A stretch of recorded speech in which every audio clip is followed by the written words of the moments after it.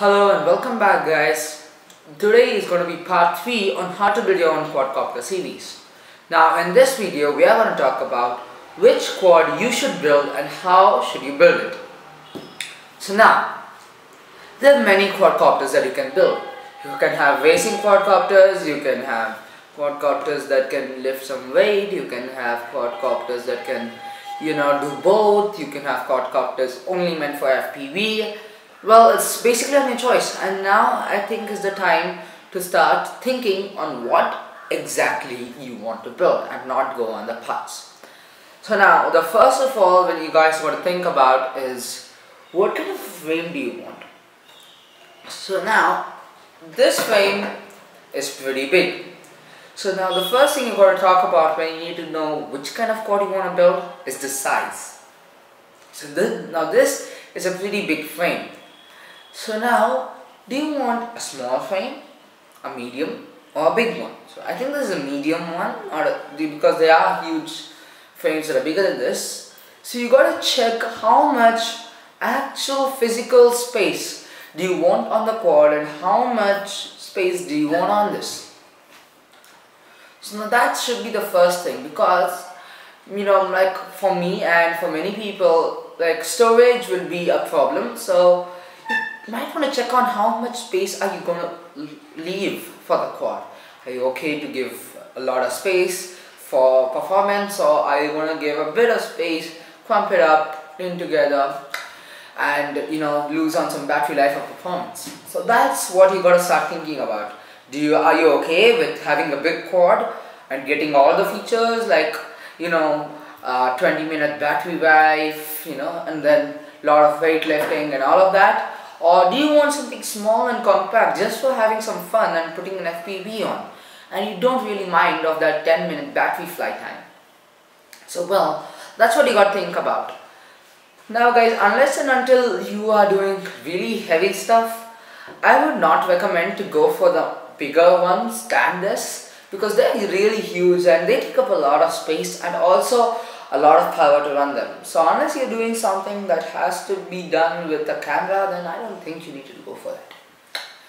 So now guys, the next thing is going to be that the quadcopter, how much are you going to power the quadcopter for?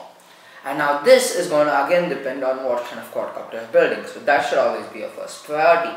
Always decide which quadcopter do you want to build. Do you want to build a quadcopter where you can experiment in? Is it going to be an experimental quad? So in that way, if you want to learn coding and build, in the last video we talked about the control board. Do you want to build your own control board? Do you want to do something like that? Then you need some quad that has a lot of strength in that. So the quad that has a lot of strength, that does not break easily as soon as you toss it to the ground or something like that. That should be always the first thing if you're going for something experimental. Now, that's going to be the first thing that you want to look about. Second one is that the weight. So now what's going to be your overall weight of the quad, and is your motor going to match it? So now guys, all the weights of all the parts are going to be there with them, right next to them, so you got to add them up. So this is actually going to come in the next step, but I'm just telling you right now because you should keep that in mind before buying the parts. So guys, so the next thing is, after you've decided which kind of quad you want to build, so let's just say I decided to build an experimental quad when I was there, because I wanted to experiment with this. I wanted to add stuff, change stuff, and do a lot of things with this. So this was an experimental quad. I didn't really need speed or drone racing thing. Well, this can do it, but compared to a DJI Fire 250 or something like that, this should be very, very weak. So some quad made actually for drone racing versus this, this is going to lose very, very badly, because those quads are meant for that. They're built so that they can race. This one is not built to race. This one is built to experiment with or weight stuff. So in this, I am doing my experiments. I'm putting on Raspberry Pi, putting on trying to make my own FPV backpack, getting Arduino to mimic this and all those stuff. So this is basically a built to last quad, so that I don't even if I bang it 3 or 4 times, it's not gonna break so easily. Yes, that doesn't mean it's indestructible. It breaks a lot, but not as much. So that's the thing that you want to look into, guys. Now, when you have decided that, if either you're going for experimental, that's going to be more rigidity on the frame and more power, and you can trade off for a bit of speed or a bit of room, physical room, then that's what or do you want something compact and just for fun flying in your house or something like that? Do you want an indoor one that's only flies indoors? So those quads are very small but are very hard to build. So you want to look into that. If you're building an indoor quad, it's going to be very hard, and it's good not. I don't recommend it for beginners or for first timers. Now the next quad that you can do is you can make a racing quad. So what's a racing quad? Well, the racing quads are going to be not as small as the mini quads, but are going to come in half of this, and then those quads are going to be very fast, go very fast over there, and they're meant only for racing. So they are racing quads. So they'll have a flight time of 10 or 15 minutes. You can't really lift so much weight with them, and putting more batteries on that is going to reduce their speed, so that's not recommended. So those quads are only for racing for 15 to 20 minutes on a single charge, and those are those kind of quads. Now the last quad that you want to go on about is the FPV quad. So in the first video I told you guys about how you can take these quads on a trek or mountaineering and have them frame you for that. So now for that you can put on a small FPV over here and get an FPV quad for mountaineering or something like taking your video from high up. So yeah, that's basically that. Now, so you want to decide that first. What's your kind of quad that you want to build?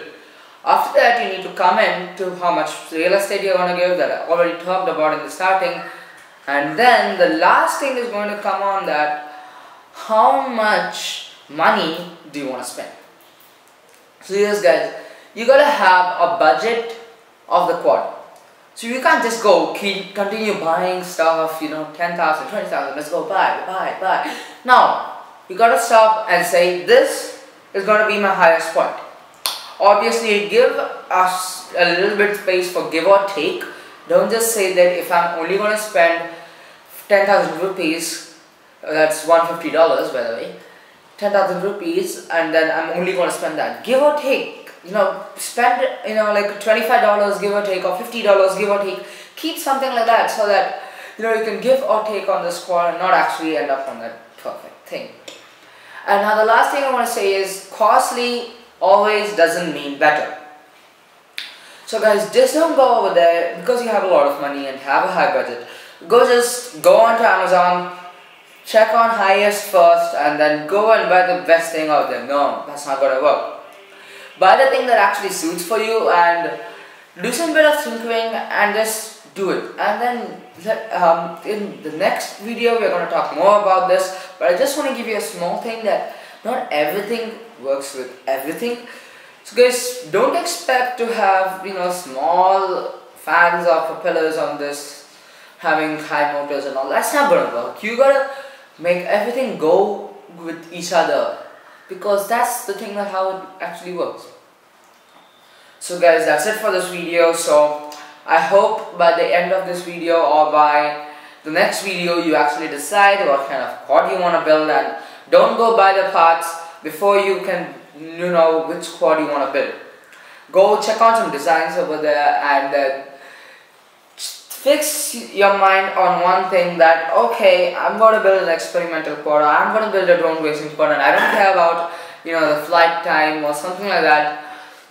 Fix your mind on that, and then go on the size, that this is going to be my size. I'm not going to go too overboard or too underboard. Now again with the size, give or take, give a bit room for flexibility. And after that, fix your budget, stick to that budget. Give or take $25 or $50 as per you is okay, but don't go and just buy the best thing of highest rating or highest stars over there. Go buy what actually works for you And because you guys don't need something like, what do you call that, face recognition or something like that on the quad, or you don't need the best of the best FPV for your first quad. You don't need that. This is gonna be your first quad. Keep it simple. Don't go overboard with it, because you are gonna break your first quad. Trust me, as bad as it sounds, you're gonna smash this thing, because I broke this thrice, and every time I broke it, it was very easy to repair it. So guys, don't go overboard. Think, keep your mind cool, and then decide on this and come back to the next video.